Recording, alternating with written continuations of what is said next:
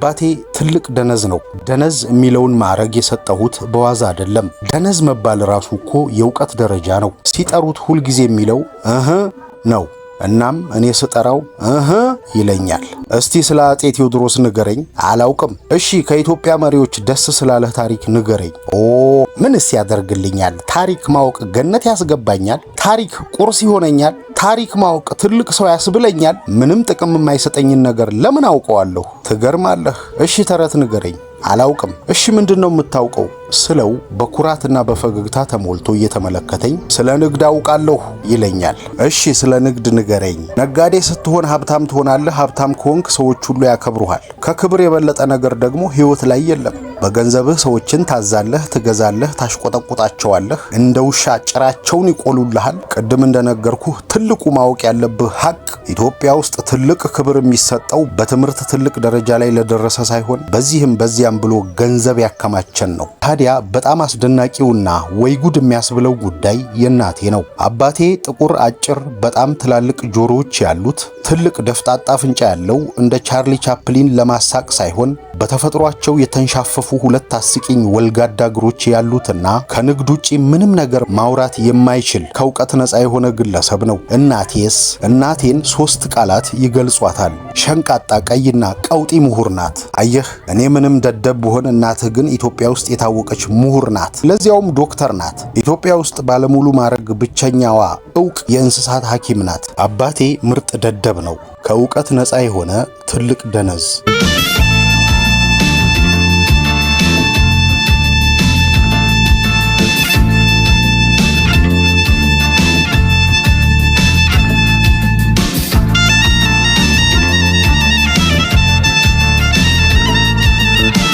ጤና ይስጥልን። ሀብል ተረክ ቤት የቆሸሹ ሳቆች አዘርግ 2012 ዓመተ ምህረት የራስክን ትኩስ እንጀራ ለመጋገር ስትል የሌላውን ቂጣ ከቶኑ አትርገጥ። ቻናላችንን ሰብስክራይብ በማድረግ እንድታበረቱን ስንል በአክብሮትና በፍቅር እየጠየቅን ስለምታደርጉልንም ሁሉ በማመስገን አብራችሁን ቆዩ።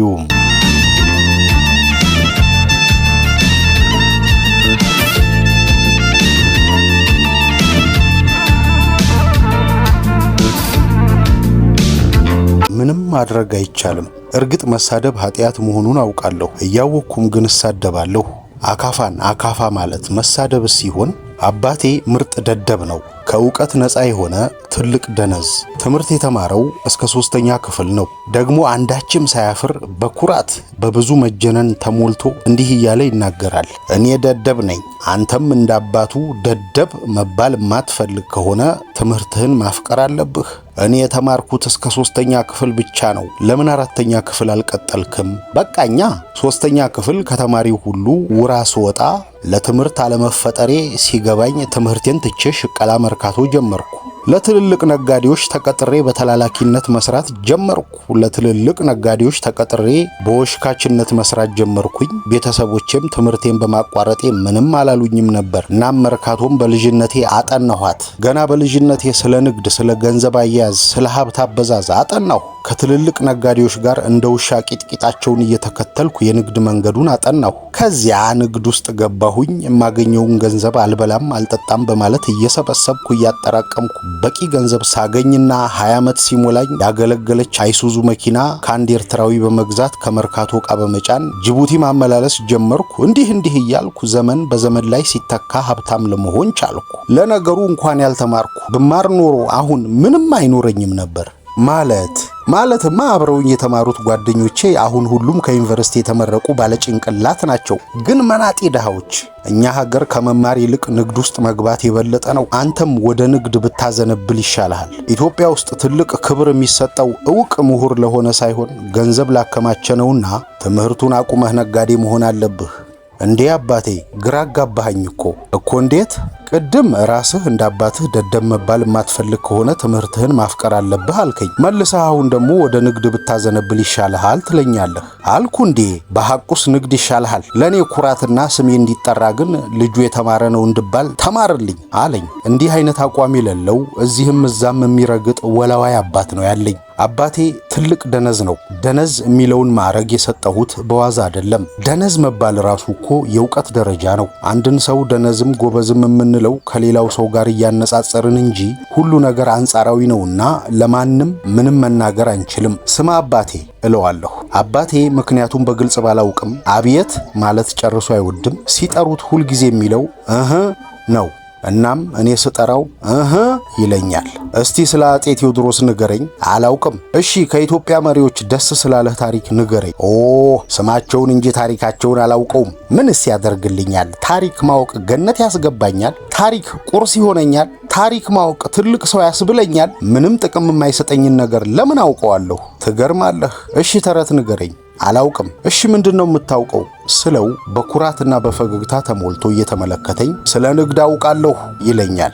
እሺ ስለ ንግድ ንገረኝ። ነጋዴ ስትሆን ሀብታም ትሆናለህ። ሀብታም ከሆንክ ሰዎች ሁሉ ያከብሩሃል። ከክብር የበለጠ ነገር ደግሞ ሕይወት ላይ የለም። በገንዘብህ ሰዎችን ታዛለህ፣ ትገዛለህ፣ ታሽቆጠቁጣቸዋለህ። እንደ ውሻ ጭራቸውን ይቆሉልሃል። ቅድም እንደነገርኩህ ትልቁ ማወቅ ያለብህ ሀቅ ኢትዮጵያ ውስጥ ትልቅ ክብር የሚሰጠው በትምህርት ትልቅ ደረጃ ላይ ለደረሰ ሳይሆን በዚህም በዚያም ብሎ ገንዘብ ያከማቸን ነው። በዚህም በዚያም ብሎ ማለትም አየህ፣ ነጋዴ ስትሆን ይህን ወርቃማ ሕግ ማወቅ አለብህ። በንግድ ሕግ መሰረት በዚህም በዚያም ብሎ የሚለውን ወርቃማ ሕግ ጠንቀቀህ ካላወቅ አይሳካልህም። ነጋዴ ስትሆን በጣም ታማኝም በጣም አጭበርባሪም መሆን አለብህ። አየህ፣ በዚህም በዚያም ማለት ሕገወጥም ሕጋዊም እርጥብም ደረቅም ጠማማም ቅንም መሆን መቻል አለብህ ማለት ነው። እንዴ አባቴ፣ እንዴት ሁለት ነገር መሆን ይቻላል? ታማኝም አጭበርባሪም እንዴት ይኮናል? ይኮናል። አየህ፣ በንግድ ዓለም መጀመሪያ እንድትታመን በጣም ታማኝነትን አብዝተህ መጫወት አለብህ። ታዲያ ታማኝነትን ስታገኝና ታማኝነትን እንዳገኘህ ስታውቅ ወዲያው አጭበርባሪነትህን በመጠቀም ትሸውዳቸዋለህ። በንግድ ዓለም ውስጥ ፈጣን በምላስህ ቅቤ የምታቀልጥና በዚህም በዚያም እማትል ከሆነ አይሳካልህም። ነጋዴ ቀጥ ያለ መንገድ ሳይሆን ኩርባ መንገድና ጠመዝማዛ መንገድ የመሰለ ባህሪ ከሌለው ነጋዴ መሆን አይችልም። እኔም የተሳካልኝ በዚህ መንገድ ነው። ስለዚህ ነጋዴ ለመሆን ከፈለክ ውሸታም፣ አጭበርባሪ፣ ሊታወቅብህ የማይቻል ታማኝ መሳይ የብር ፍቅር ያለህ ሰው መሆን አለብህ። እና ዋናው በንግድ ሕግ ማወቅ ያለብህ ሁለተኛው ወርቃማ ሕግ ሚሊየን ወይም ዜሮሊየን የሚለውን ሕግ ነው። ምን ማለት ነው? ነጋዴ ስትሆን ቦቅቧቃና ፈሪ መሆን የለብህም። የንግድ ዓለም ውስጥ ስትገባ ወይ ጨርሶ ትከስራለህ አለያም ብዙ ታተርፋለህ። ይህን አውቀህ መግባት አለብህ። የንግድ ሰው ለደስታም ለሐዘንም ቁብ የሌለው መሆን አለበት። ለምሳሌ እኔ ወጣት እያለሁ አንድ ጊዜ ስሙን ማልነግርህን አንድ ዕቃ በ200 ሺህ ብር የገዛሁትን የሸጥኩት 190 ሺህ ብር ከስሬ 10 ሺህ ብር ብቻ ነበር። ይህ ነው የሚሊየን ወይም ዜሮሊየን ሕግ የሚባለው። አየህ፣ በንግድ ዓለም ውስጥ ማትረፍ፣ መክሰር፣ ማጭበርበር፣ መጭበርበር፣ መደሰት፣ ማዘን፣ ሀብት በሀብት ላይ መጨመር ወይም ከስሮ መናጤ ደሃ መሆን የንግድ ዓለም ውስጥ ዘላለም የሚኖር ቋሚ ባህሪ መሆኑን ማወቅ አለብህ። ግን ትምህርት ቤት ስነ ምግባር ትምህርት ስንማር እኮ በማንኛውም ስራ ላይ ብንሰማራም ለስራው ታማኝ መሆን እንዳለብን፣ አጭበርባሪ መሆን እንደሌለብን፣ ውሸታም መሆን እንደሌለብንና ጥሩ ዜጋ መሆን እንዳለብን አስተማሪያችን አስረግጠው አስተምሮናል ብሎ ሳቀና ጠቅሶኝ ዝም አለኝ። አባቴ ይህን መሰል ቅል ራስ ነው። ለኔ ለገዛ ልጁ እንኳ ኢስነ ምግባርነትን የሚሰብክ አባት ነው። ታዲያ በጣም አስደናቂውና ወይ ጉድ የሚያስብለው ጉዳይ የእናቴ ነው። አባቴ ጥቁር፣ አጭር፣ በጣም ትላልቅ ጆሮዎች ያሉት ትልቅ ደፍጣጣ አፍንጫ ያለው እንደ ቻርሊ ቻፕሊን ለማሳቅ ሳይሆን በተፈጥሯቸው የተንሻፈፉ ሁለት አስቂኝ ወልጋዳ እግሮች ያሉትና ከንግድ ውጪ ምንም ነገር ማውራት የማይችል ከእውቀት ነፃ የሆነ ግለሰብ ነው። እናቴን 3 ቃላት ይገልጿታል። ሸንቃጣ፣ ቀይና ቀውጢ ምሁር ናት። ከእናቴ ጋር ተያይዘን ስንወጣ ሁልጊዜ የሚገርመኝ ደረስኩ ከሚሉ ወጣቶች እስከ 2 ጸጉር ያበቀሉ ጃንጁላ ሽማግሌዎች ውብ የሆነችውን እናቴን ሲለክፏት ማየት ነበር። ውብ ጸባይኛና ሲበዛ አንባቢ ከሆነችው እናቴ ጋር መዋል ደስ ይለኛል። ጥናቶች እንደሚያሳብቁት ወንድ ልጆች ከእናታቸው ጋር፣ ሴት ልጆች ከአባታቸው ጋር ይበልጥ ትስስርን ይፈጥራሉ የሚለው ሐቅ ቢሆንም ደደቡ አባቴ ከልጅነቴ ጀምሮ የሰረጸብኝን የማወቅ ጥማት ሊያረካልኝ ባለመቻሉና ለምጠይቀው ጥያቄ ሁሉ መልስ ስለማይሰጠኝ ከአባቴ ይልቅ ለጥያቄዎቼ አጥጋቢ ምላሽ ለምሰጠኝ አዋቂዋ እናቴ ጋር መጣበቅ ያስኩኝ። በትንሹ ደግሞ ከአባቴ ስር ጉድ ላለሁ። የእናትና አባቴ ጉዳይ በጣም ስለሚከነክነኝ አንድ ጊዜ አባቴን ጠየቅኩት።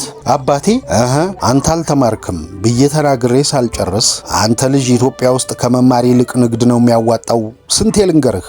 ንግድ ደግሞ በትምህርት ሳይሆን በልምድና በተፈጥሮ ቅልጥፍና የምታመጣው ጥበብ ነው። ቆይ ሐሳቤን እኮ አልጨረስኩም አባቴ።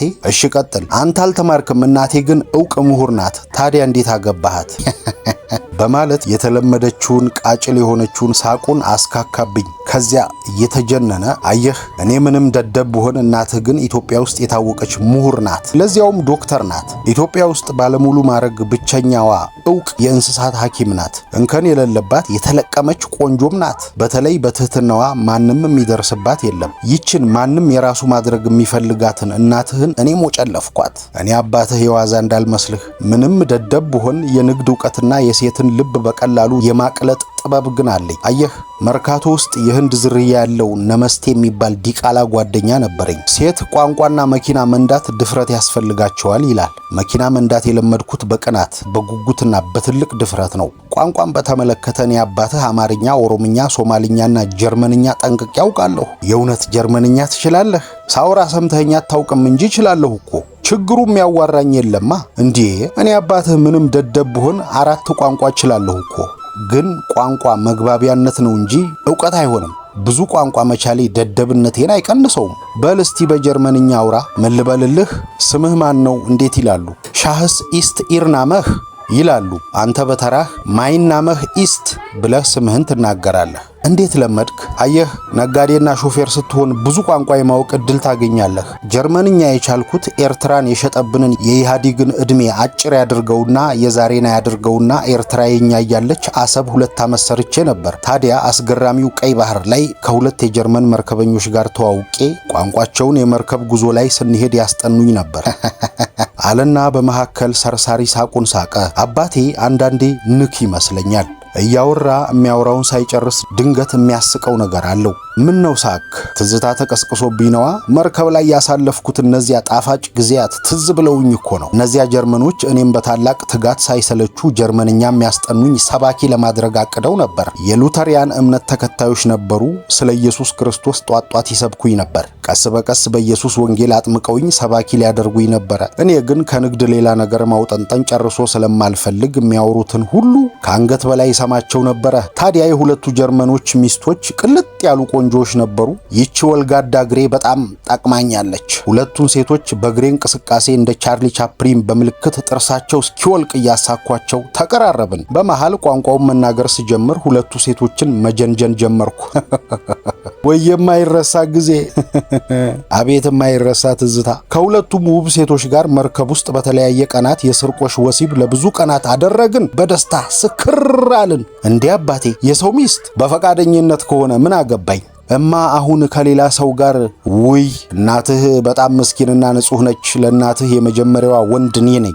ከኔ ሌላ መሻት የላትም። ከፈለገሽ ግን ግድ የለኝም። እናልህ ሁለቱ ምስኪን ጀርመኖቹ ሲሰብኩኝ እኔ ደግሞ እየተደበቅኩ ሚስቶቻቸውን ሳባልግ መርከብ ላይ ቆይተን በመጨረሻ ለማንም ሳልተነፍስ ድንገት ጅቡቲ ላይ ያለን ጠፋሁባቸው።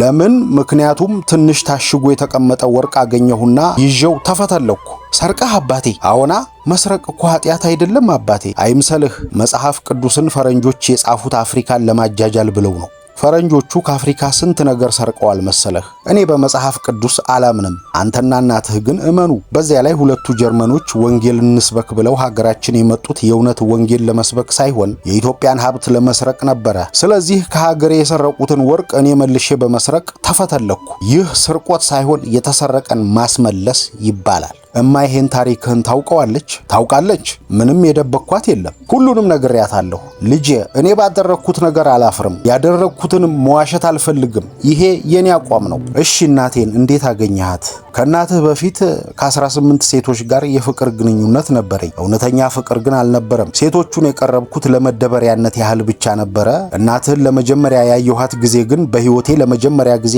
ወሰንኩ። በቃ ይቺ ሴት በእርግጠኝነት ሚስቴ መሆን አለባት አልኩኝ። እናትህ ላይ ያየሁት እርጋታ፣ ትህትና፣ ውበት በቃላት የማይገለጽ ሰላማዊነት ወዲያው ልቤን ቀጥ አረጋት። ውስጤን አንዳች ፍጹም ደስ የሚያሰኝና አንዳች የተለየ ፍጹም መረበሽ ተሰማኝ። እናትህን ለመጀመሪያ ጊዜ ያየኋት መርካቶ ጎጃም በረንዳ ነበር። ምርጡ አጋጣሚ የተፈጠረው በርካታ አጭበርባሪ ነጋዴዎች ከሚገኙባት ጅቡቲ ለአባቷ ያደራ ዕቃ እንዳደርስ ተሰጥቶኝ ነበር። ያኔ ዛሬ ለጉድ የፈላው ሞባይል አልነበረምና በቤት ስልክ ለአባቷ ስደውል ያነሳችው እናትህ ነበረች። ያወራነውን እስከዛሬ አስታውሰዋለሁ። የአቶ ኤልያስ ቤት ነው አልኩኝ።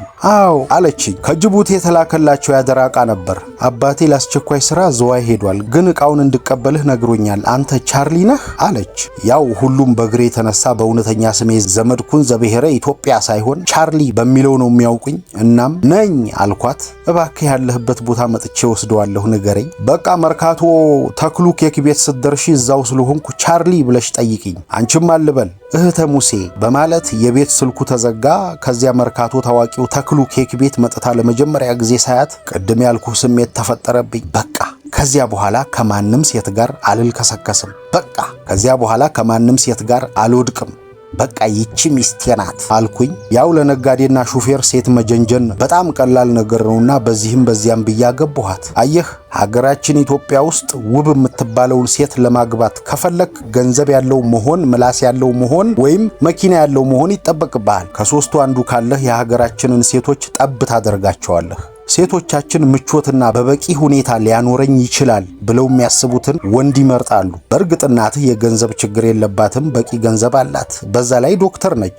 እኔን የመሰለ ድልብ ደደብ ለእናትህ የመሰለች ድልብ ምሁር አይገባትም ነበር። ግን ኮከባችን ገጠመና ገባኋት።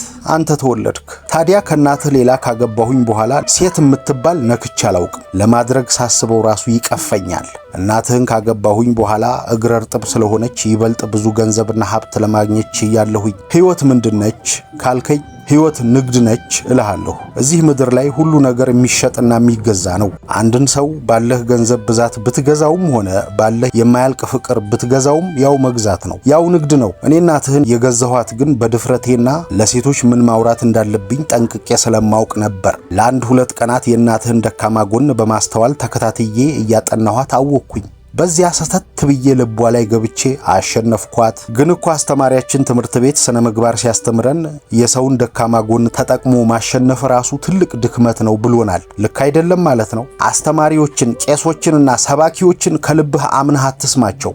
ስራቸው ዝም ብለው እንደ በቀቀን መቀደድ ብቻ ነው። እነሱ ማድረግ የማይችሉትን ለእናንተ ለተማሪዎቹ ይደሰኩራሉ።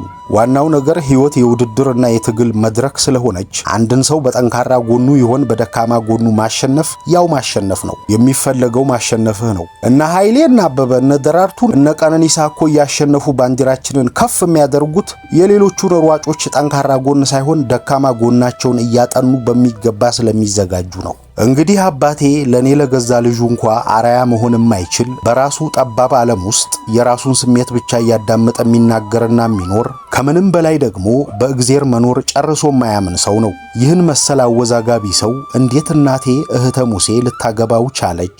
አባቴ ነገረኝ ሐሳብ እንዳለ ሆኖ የእናቴን ምልከታ ለማወቅ ይህን ወሳኝ ጥያቄ እናቴንም ጠየቅኳት። እማ አቤት ልጄ፣ ስለ አባቴ የሆነ ነገር ልጠይቅሽ? ጠይቀኝ። እሺ።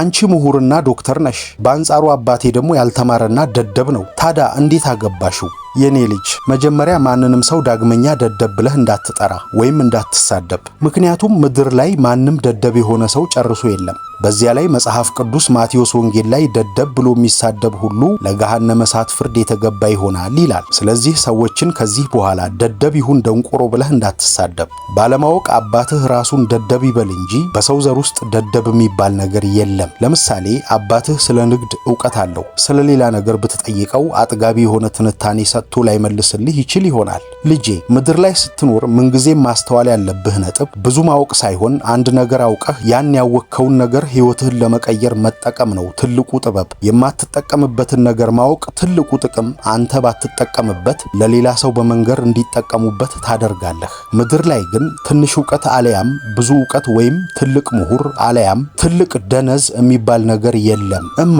ይህን ያሁኑ ምክርሽን መቼም አረሳውም። ግን የንግድ ዕውቀት ቢኖረውም እኮ እንደነገረኝ ያጭበረብራል፣ ይዋሻል አይደለም? ይህን ታውቂያለሽ? አውቃለሁ። መጠኑ ይለያይ እንጂ ሁላችንም ሌባ ነን። ሌብነት በገንዘብ ብቻ እኮ አይደለም የሚለካው። ለምሳሌ አንድን ሰው 4 ሰዓት ከ10 ደቂቃ ላይ እመጣለሁ ብለኸው 4 ሰዓት ከ35 ደቂቃ ላይ ብትሄድ አንተ የጊዜ ሌባ ነህ። 1 ብርም ወይም ሚሊዮን ብር የሰረቀ ያው እኩል ሌባ ነው። አባትህ እኔን ከማግባቱ በፊት በእርግጥ ይዋሻል፣ ያጭበረብራል፣ ያምታታል። ቢሆንም እኔን ሲያገባ ግን ይህን አመሉን ቀስ በቀስ እንዲተው አድርጌው እርግፍ አድርጎት ባይሆንም በአንጻራዊነት ትቷል። ወደፊት ደግሞ በእርግጠኝነት ታማኝ ነጋዴ ይሆናል። እኔ እናትህም እረዳዋለሁ። በህይወት ላይ ስትኖር ልጄ ያንድን ሰው ችግር ካወክ ያን ሰው ከችግሩ እንዲላቀቅ ቀስ በቀስ ለመለወጥ መጣር አለብህ። ሁሉም ሰው ለሚሆነው እያንዳንዱ ነገር የራሱ መነሻ ምክንያት አለው። ልጄ እያንዳንዳችን ልባችን ውስጥ አውሬነትም አለ፣ መላእክትነትም አለ። ለልባችን በብዛት የምንመግበውን ይዞ ያድጋል። እኔና አባትህ የተዋወቅነው ለአባቴ የተላከለትን ዕቃ ለማምጣት መርካቶ ተቀጣጥረን ለመጀመሪያ ጊዜ ሳየው ስለ አባትህ ምንም የማውቀው ነገር ባይኖርም ገና እንዳየሁት ነበር ምንም ይሁን ምንም ይህ ወጣት በእርግጠኝነት ባለቤቴ ይሆናል ለራሴ ያልኩት።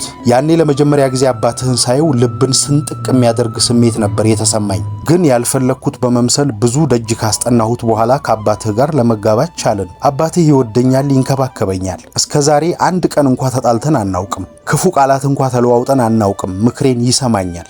አባትህ እንደሚያወራው ሳይሆን ምንም አንዳችም ሃይማኖት ባይኖረውም ሰዎችን በቅንነት የሚረዳ ስራውን በትጋት የሚሰራ ምክር የሚቀበል ጭምር ነው። አባትህ የተበላሸው የሚሰርቀው የሚያጭበረብረውና ህገወጥ ነገር የሚያደርገው በህይወት ዘመኑ አብረውት የነበሩት ሰዎችና ስራ ሲያሰሩት የነበሩት ሰዎች ጥሩ ስነ ምግባር ያላቸው ባለመሆናቸው እንጂ ሲፈጠር ልቡ ንጹህ ነበር። ይህን ማወቅ አለብህ። ለምሳሌ አንተ ማታውቀው ልንገርህ። አባትህ አንተ ሳትወለድ ሲጋራ በየ10 ደቂቃ ልዩነት ያጨስ ነበር። መጠጥም ይጠጣ ነበር። ቁማር ይጫወት ነበር። አንተ ስትወለድ ይህን ልጅህን ቁማር በምትጫወትበት እጅህ መንካት፣ ሲጋራ በምታጨስባቸው ከንፈሮችህ መሳም ወይም መጠጥ እየተጋትክ ጋንጋን በሚለው አፍህ እንድትነካው አልፈቅድልህም ስለው ላንተ ሲል ሁሉንም ወዲያው እርግፍ አድርጎ ተወ። አየህ ልጄ አንተንም ይወድሃል፣ የኔንም ምክር ይሰማል፣ ያከብረኛል። ታዲያ ጥሩ አባት አይደለም ያለህ? እርግጥ ጥሩ ነው። ቢሆንም ትምህርት ቤት ስነ ምግባር ስንማር በዓለም ላይ ትልቁ አደገኛ ሰው ስነ ምግባር የሌለውና ፈሪሃ እግዚአብሔር የሌለው ሰው ነው ተብለናል። አባቴ ደግሞ ሃይማኖት የለውም።